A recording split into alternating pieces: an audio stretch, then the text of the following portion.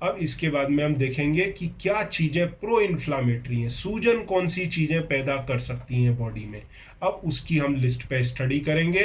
तो जितना भी ब्रॉड इंस्ट्रक्शन क्या है, स्टोर्ड फूड को अवॉइड करें, टिन पैक फूड को टिन में रहने दें, पैकेट जूसेस को अवॉइड करें, रिफाइंड ऑयल और रिफाइंड फूड्स को हाथ ना लगाएं, प्रिजर्वेटिव्स जिसमें डले हों उस फूड को हाथ ना लगाएं।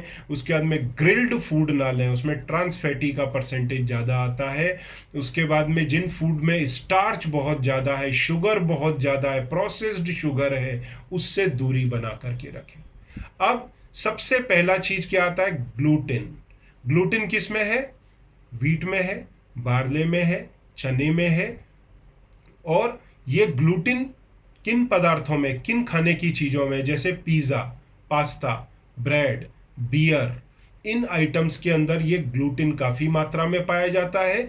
जिन लोगों को पेट की बीमारियां हैं उन लोगों को ये अवॉइड करना चाहिए। आपने कई बार सुना होगा ग्लूटेन फ्री आटा है, ग्लूटेन फ्री डाइट लो, इस तरह का आपने कई बार सुना होगा। तो जिन लोगों को इन्फ्लामेटरी डिसऑर्डर्स हैं, जैसे इन्फ्लामेटरी बाउल सिंड्रोम, या फिर जिनको सीलियक डिजीज है, या फिर क्रॉन्स डिजीज है, इसके अंदर उनको ध्यान रखना चाहिए विशेष तौर पर। ठीक है। फिर कुछ डाइट के अंदर जैसे लैक्टिन एंड सैपोनिन होता है, ये एक प्रकार का ग्लाइकोप्रोटीन है। ये इसके कारण बहुत सारी समस्याएं आती हैं। ये हर प्रकार के लेग्यूम्स के अंदर ये पाया जाता है।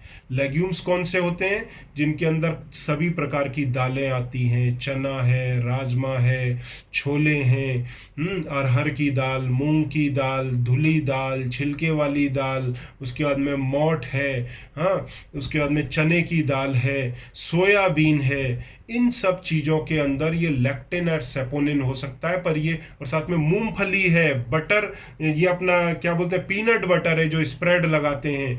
इन सब चीज़ों के अंदर मतलब जितनी भी फलियां, जितनी भी पीज, हरी मटर, सफ़ेद मटर, उसके बाद में सब तरह के राजमा, इन सबको अवॉइड करना चाहिए या लिमिटेड मात्रा में लेना चाहिए। या आप इस पे अपनी ट्रायल एंड एरर कर सकते हैं, क्योंकि इस पूरे ग्रुप को अवॉइड करेंगे तो वेजिटेरियंस को तो प्रोटीन की कमी हो जाएगी।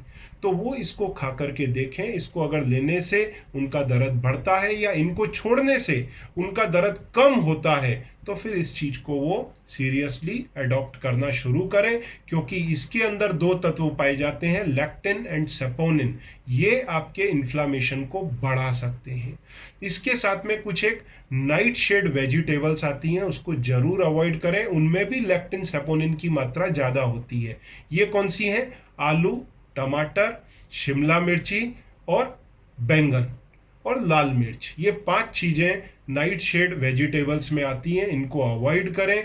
इसके बाद में जो स्टार्ची फूड है, हाई कार्बोहाइड्रेट का फूड है, उसको अवॉइड करें।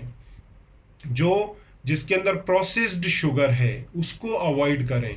जैसे आलू के आपने देखा होगा फ्रेंच फ्राइज बनते हैं, या फिर डायरेक्ट आलू लोग सेक करके तल के लेते हैं, या फिर स्वीट पोटैटो, शकरकंद है, pizza, pasta, donut, cake, pastry, muffin, chips, crackers, ये सारी चीज़ें आती हैं जो फुल ऑफ कार्बोहाइड्रेट हैं और आपके ब्लड शुगर को शूट करती हैं, फ्री रेडिकल्स को बढ़ाती हैं और सूजन को बढ़ा देती हैं।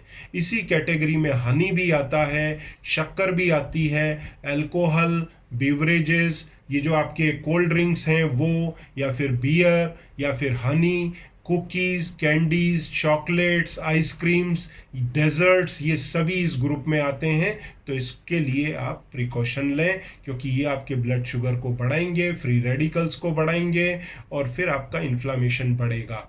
और सभी प्रकार के दूसरे sugar, glucose, fructose, sucrose, maltose, lactose, जो शुगर फ्री स्वीटनर्स आते हैं, वो भी इन्फ्लामेशन को बढ़ा सकते हैं। तो वो प्रिकॉशन लें।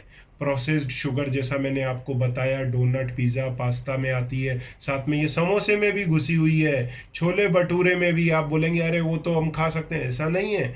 चाट जितनी भी है उसके अंदर ये सब है। तो इन चीज़ों का आपको ख्याल रखने का या अपना ट्रायल एंड एरर करने का। 7 दिन 10 दिन लगातार खाने पे अगर उससे तकलीफ नहीं हो रही है तो आप फ्री हैं लेने के लिए लिमिटेड क्वांटिटी में, और अगर तकलीफ बढ़ रही है या इनको छोड़ने से तकलीफ घट रही है तो फिर इसको पूरी तरह अडॉप्ट करें। फिर ग्रिल्ड फूड जिसके अंदर ओमेगा 6 फैटी एसिड का परसेंटेज ज़्यादा होता है, ट्रांस फैटी एसिड होते हैं, अरेक्नोइड एसिड होता है, इसको अवॉइड करें क्योंकि ये प्रोस्टाग्लैंडिन्स को बनाएगा और आपका दर्द सूजन बढ़ेगा।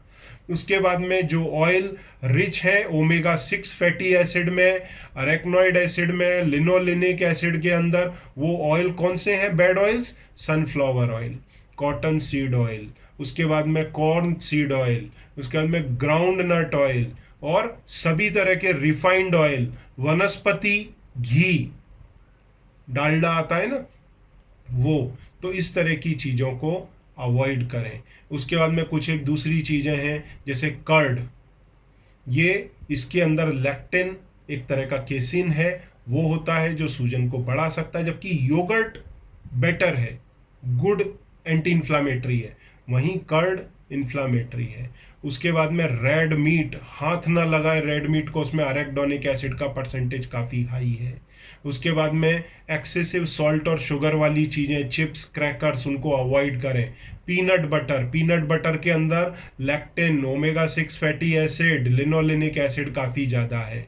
फिर अंडे और पोल्ट्री, मैंने अभी ऊपर आपको बोला कि आप लीन चिकन ले सकते हैं अंडे और पोल्ट्री से, पर समस्या कहाँ आती है? जब चिकन को वो लोग खिलाते हैं आपका ये मक्का या जौ या इस तरीके की चीज़ें जो हाई है लैक्टिन के अंदर, इस तरह की चीज़ें जैसे कॉर्न, सोया, नॉट जौ, सोया खिलाने से इस तरह के चिकन से बने हुए अंडे या उसका मीट जो है वो आपको नुकसान पहुंचा सकता है।